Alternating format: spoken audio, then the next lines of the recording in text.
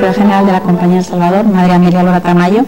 Soy antigua alumna del colegio en las muy primeras promociones y he tenido pues la gracia, el regalo de Dios de haber convivido con nuestra fundadora, la Madre María Félix, durante 30 o 35 años, ya no me acuerdo, tendría que hacer cálculos, muchos años. Y eso pues ha sido una gracia muy grande de Dios, de la cual no he sido muy consciente durante la vida, sino mucho más cuando ella se nos ha ido, como pasan con los santos, ¿no? María, la segunda de los hijos de don Ramón Félix Subiré y doña Florentina Torres Fumás, nació el 25 de agosto de 1907 en Albelda, Huesca.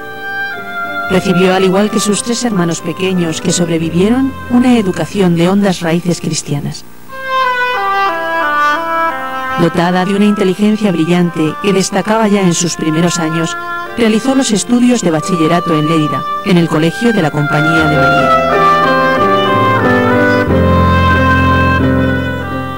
Y ella no había oído hablar de San Ignacio ni de la Compañía de Jesús, pero sí que, aficionada a los libros, pues empezó a leer libros y bueno, se dio cuenta que los libros que los autores firmaban SJ eran los que más le gustaban. Entonces, de manera natural y espontánea, que son los caminos de Dios, pues empezó a preferir los SJs, los libros SJs, que otros libros, ¿no?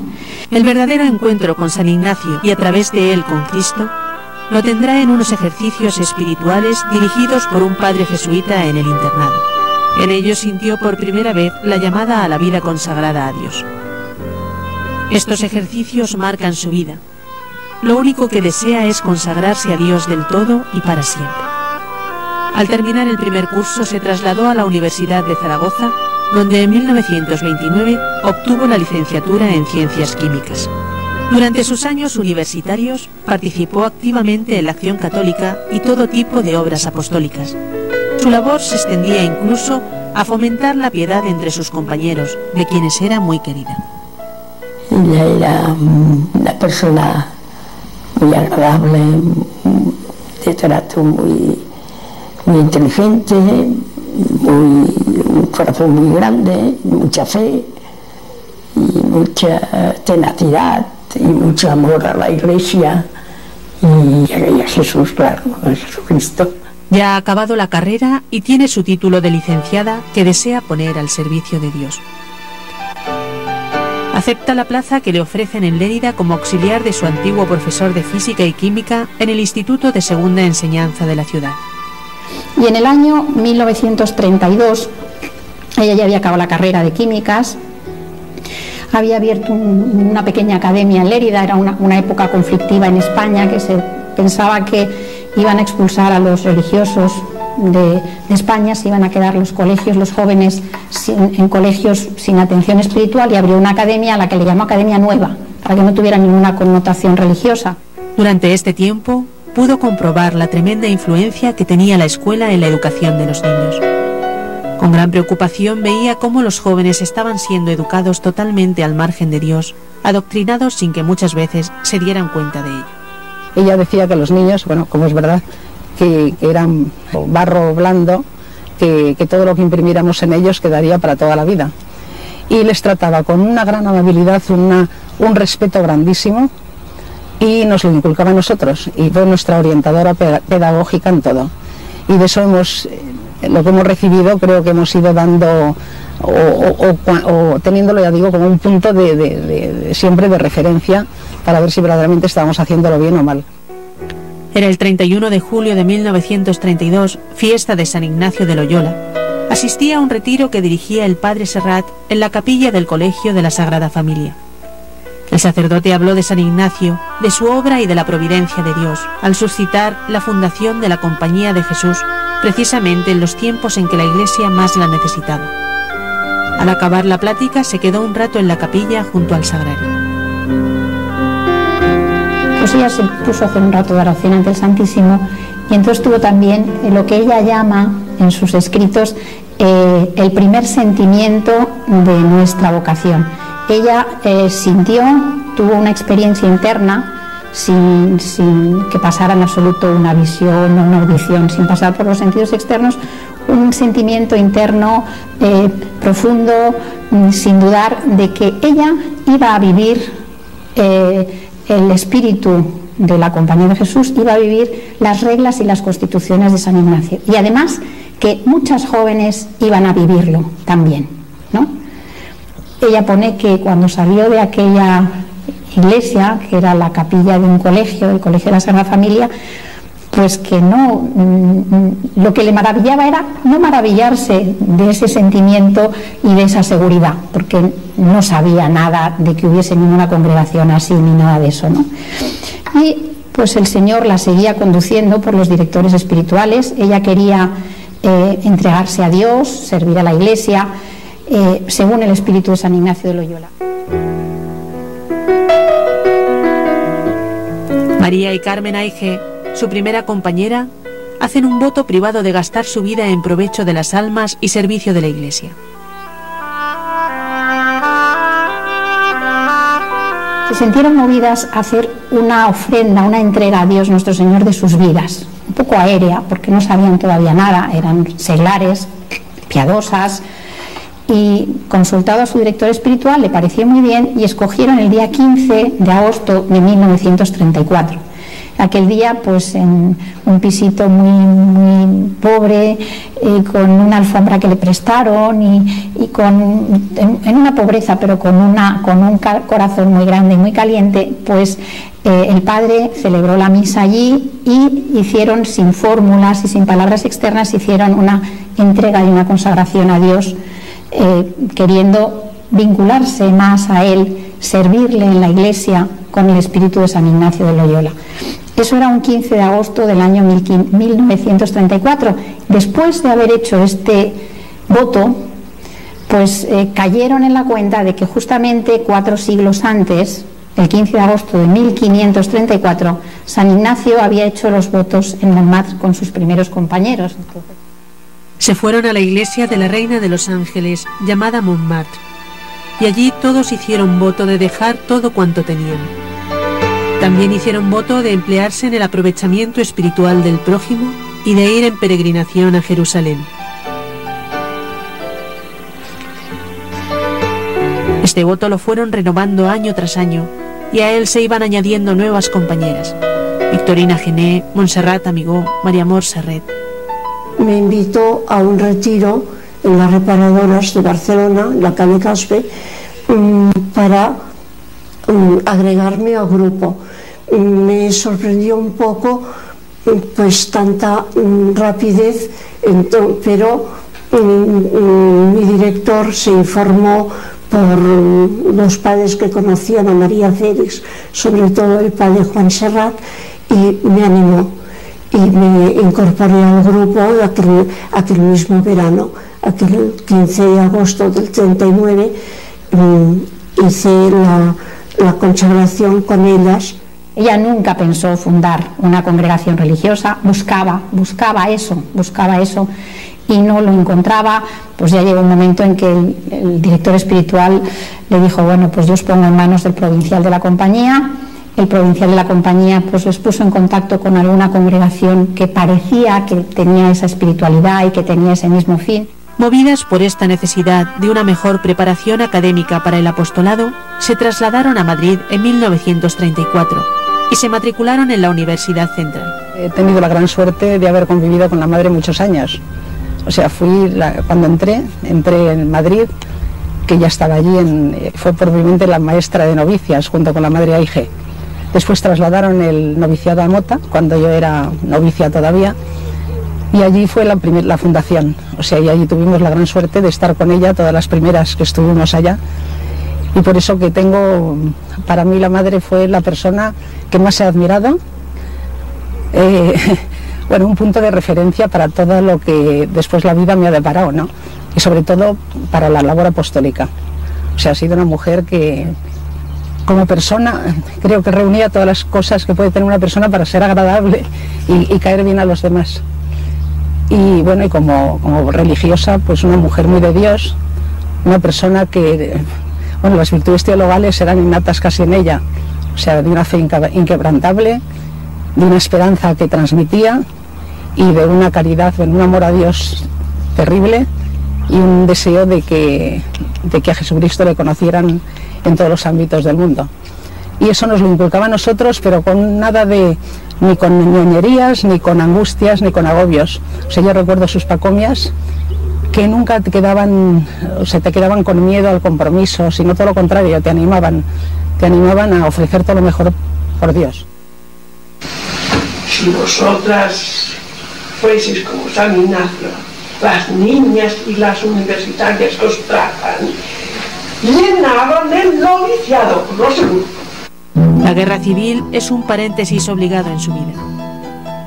Durante la contienda, María participó activamente en la ayuda a sacerdotes perseguidos por causa de la fe. Con riesgo de su vida, distribuía la comunión a aquellas personas que lo solicitaban. En medio de aquellos años de profanaciones de iglesias y conventos, se iba forjando en su alma un amor grande a la Eucaristía. Circunstancialmente venía aquí, a la casa de formación, al Rosalar, y celebraba la misa porque ella ya estaba muy mayor y no se podía levantar temprano. Y un detalle que sirva para ilustrar su vida, muy bonito. Ella antes y después de misa, sobre todo después, que la saludaba en algunas ocasiones, era amabilísima, siempre sonriente, me trataba a mí, como supongo a todo el mundo, con un cariño enorme, se preocupaba de si había merendado o si necesitaba algo. Pero en misa la cosa era distinta. Cuando estábamos en misa, yo la veía desde una situación privilegiada, porque desde el altar la podía ver, parecía que se transformaba. Estaba en misa como, por lo menos en lo externo que se puede decir, como si estuviera verdaderamente asistiendo al sacrificio de Cristo en el Calvario.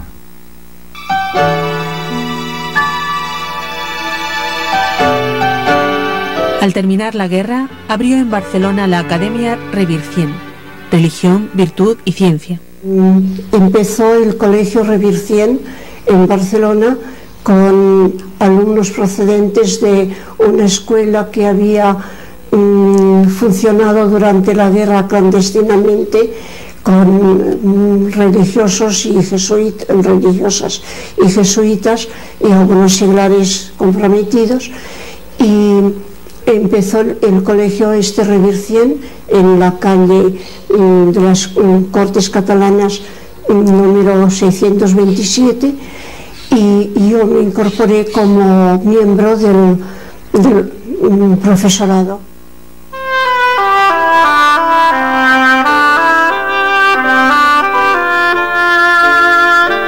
Entonces, con motivo de unos ejercicios de las niñas, reservamos ya el Santísimo en el colegio, y con esta excusa me quedé a dormir allá con María Félix, pues muy precariamente, en colchones de, no recuerdo ahora qué material, pero muy precariamente, y durmiendo sobre las mesas que durante el día eran las mesas de las clases, ¿no? Durante el verano de 1940, todas aquellas jóvenes hicieron unos ejercicios espirituales para deliberar sobre su vocación.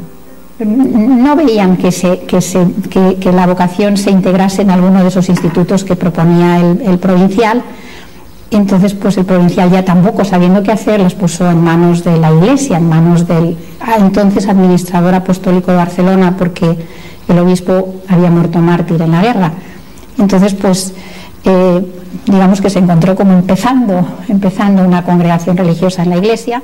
El día 11 de octubre de 1940, entonces festividad de Santa María, Madre de Dios, el ordinario de Barcelona dio permiso para vivir en comunidad a la primera célula de la Compañía del Salvador. Recuerdo la visita que hicimos al obispo administrador apostólico, el doctor Díaz de Gómara, que era obispo de otra diócesis, no recuerdo cuál, pero era administrador apostólico de Barcelona, porque el obispo titular había sido sacrificado durante la guerra civil, y entonces pues nos dio permiso para vivir en comunidad, es decir, vivir un principio de vivir en comunidad, pero con la condición de buscar una casa que tuviese pues algo de jardín, que no nos encerrásemos en un piso así lóbrego, ¿no? O muy cerrado. Tuvieron que buscar una torre para vivir, donde enseguida se abrió la residencia femenina Bonanova para universitarias. María Félix alquiló un chalet en la calle Gandusier 59, que fue nuestra primera residencia, y ofreció pues plazas de residentes a estudiantes. Fueron las primeras residentes que después, con el tiempo, darían lugar al primer colegio mayor, no solo nuestro, sino de Barcelona. Pensaba la idea de entrar para la Asunción, pero como cumplía los años, el 22 de julio, me dijo el padre: tú el 30 para San Ignacio. Y allí fui y entré. Recuerdo que la madre pues me acompañó yo no dormía con las monjitas, por supuesto, pero entonces en aquel momento sí, me acompañó a mi nuevo dormitorio, que era una celdita en una habitación corrida grande, separada por cortinas blancas. Allí había una cama, una silla, una mesita de noche y una pequeña imagen de la Virgen. Allí nos arrodillamos y la madre le dijo a la Virgen que me tomase como verdadera hija y que fuese mi maestra. Dios nuestro Señor les concedió un padre, un consejero y un maestro, el padre Cándido Mazón, jesuita. Antes de ayudar en la elaboración de las constituciones, las formó en el espíritu y costumbres propias de una congregación que quería vivir plenamente el carisma de San Ignacio de Loyola. Y el padre Mazón, Cándido Mazón, a quien le debe muchísimo la compañía porque fue el verdadero maestro de novicios y el que les dio cómo se vivía en religión, porque ninguna de las primeras había sido religiosa. Por lo tanto, él fue el verdadero maestro. Don Gregorio Modrego Casaus vigiló la preparación de las constituciones y la formación religiosa de las congregadas, siendo un verdadero padre para con ellas. El doctor Modrego firmó el decreto el 31 de enero y el día 1 vinieron a leernos allí el decreto de elección. Y después de eso nombraron superior a la madre, salió por unanimidad y fuimos todas a hacer el acatamiento. Yo me acuerdo perfectamente de esto, perfectamente. El 2 de febrero hicieron la profesión las primeras religiosas en la misa que se dignó celebrar el doctor Modrego en la capilla del Palacio Episcopal. El 2 de febrero de 1957 hizo la promesa de especial obediencia al Sumo Pontífice en la capilla del Obispado de Barcelona. Una nota característica de la compañía, el señalarnos en la devoción, amor y adhesión al Santo Padre.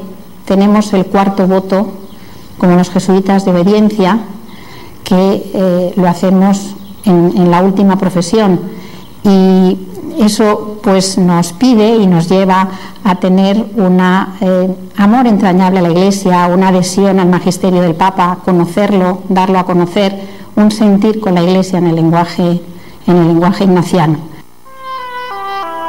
El 25 de mayo de 1986, solemnidad de la Santísima Trinidad, la Compañía del Salvador obtuvo de la Santa Sede la gracia de la aprobación pontificia. La redacción de las constituciones de la Compañía ocupó toda la vida de la madre. Con 93 años, tuvo la satisfacción de ir a Roma a entregarlas personalmente y recibir la comunión de manos del Santo Padre Juan Pablo II el 25 de junio de 2000.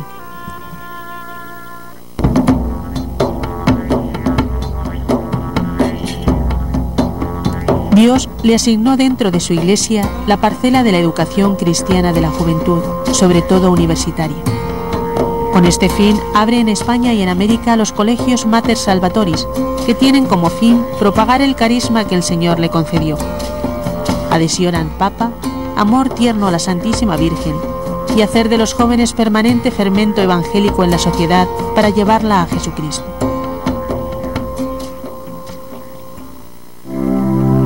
Se separaron para abrir nuevas casas.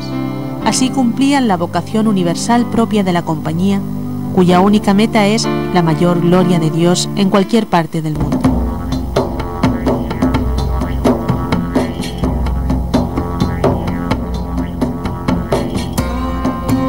El 22 de agosto de 1957, festividad del Corazón de María, pisa por primera vez el continente americano con Carmen Eichel, su gran compañera en las fundaciones de todas las casas y colegios de la compañía.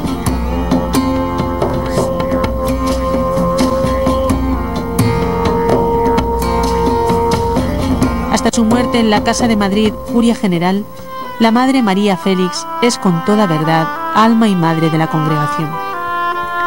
Su muerte como su vida fue sencilla, casi podríamos decir que se fue de puntillas. La madre no quería molestar.